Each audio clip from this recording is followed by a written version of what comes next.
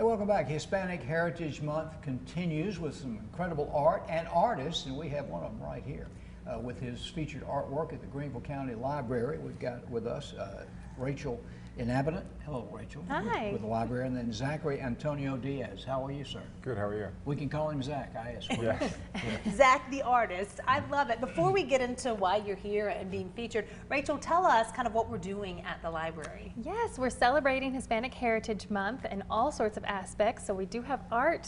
We're also celebrating music and reading, so authors. If you go to the greenvillelibrary.org website, we have a whole Hispanic Heritage Month page. So that's got reading lists, a music playlist, crafts, all kinds of stuff. Now, Zach's art is at the Hughes Main Library? Yes, it will be at the Hughes Main Library starting September 15th through October 15th. How did you find Zach?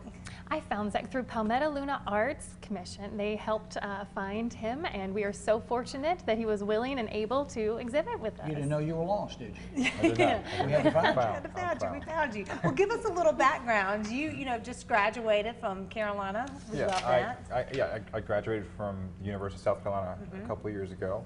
And then afterward, I went on a couple artist residencies, one in New York. Then I had one at the 701 Center for Contemporary Art in Columbia, South Carolina. And I've been traveling, you know, showcasing my work as much as possible ever since. And, what kind of work do you do? Primarily drawing and painting. I'm also a graphic designer. But like charcoal drawings, oil paintings of like nature, portraits, you know, figures and such. When did you start? As a kid, like 2 and 3 with crayons? Somewhat. Kind of, yes. My father drew cartoons when I was a kid, and I drew cartoons with him. Oh, how fun. Yeah, and so I love the whole process of doing that. And my grandfather went to college for art as well, and I found some of his old sketchbooks too, so it kind of stuck with me, and I kept going with it. And I've done my best to try and push all of our art as far as possible. Well, it's kind of a DNA thing. Let's face it, it's a gift. Yeah, luckily my kids have DNA from their dad because the art gene, it skipped me a little different bit. Talents, but that's why I just think it's amazing when someone like, you see something and then you put it on paper, and I'm like, I mean, we see the same thing. How do our brains, how can I not make it look like you've made it look, you know? I understand that. I feel like everyone has their own perspective. Like different artists can look at the same thing and come up with something completely different. It's all about how they see it and what they want to portray on the surface of whatever they're doing with.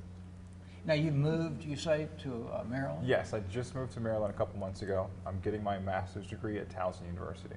Very nice. There you go. Look at you doing all the things. Trying. And how can the public come out and enjoy Zachary's work and really kind of, you know, get to know more about all the Hispanic Heritage Month? Sure. So if they come to the Hughes Main Library, that's where the exhibit will be. And just on the ground level, as soon as you walk in the doors, you'll be able to see his exhibit. There will be some signage there as well to explain a little bit more in depth about his work.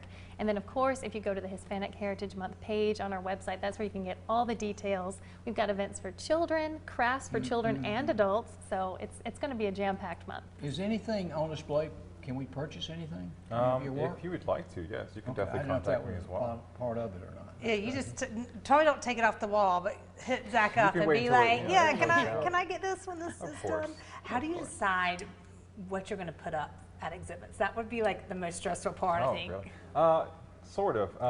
When it comes to certain exhibits, of course, there's a theme. Okay, so that kind of helps narrate. Yes, so I can go through, I guess, my list of all the works I have and see what theme I want to portray and like the works that will best portray what I'm trying to explain to the public visually.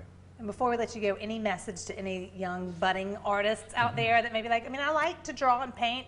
Do I do anything extra with it, or what do I do? I would continue pushing your work. I would continue creating as much as possible, working with other people, learning about the artists that you like, why you like them. I feel like in order to become a professional at anything, you should become one of its biggest fans first. Absolutely. So like, definitely look at places where you could see work, talk to other artists, and continue finding your voice visually.